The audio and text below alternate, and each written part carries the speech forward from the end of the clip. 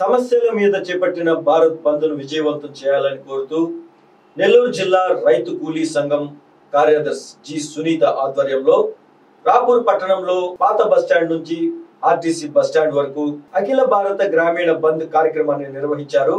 ఈ సందర్భంగా ఈ కార్యక్రమంలో విశాఖ ఉక్కు ప్రైవేటీకరణ ఆపాలని నినాదాలు చేశారు। ఈ కార్యక్రమంలో నెల్లూరు జిల్లా రైతు కూలీ సంఘం అధ్యక్షుడు సుబ్బారాయుడు, శంకర్ తదితరులు పాల్గొన్నారు।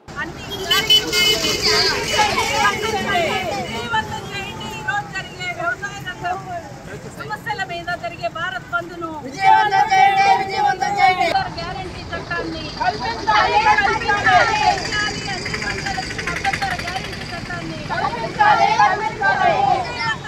ఈ రోజు జరిగే గ్రామీణ భారత్ బంద్ను ఇటీవల తీసుకొచ్చిన భూ హక్కు చట్టాన్ని ఆపివేయాలి, విశాఖ హక్కును ప్రైవేటీకరించడం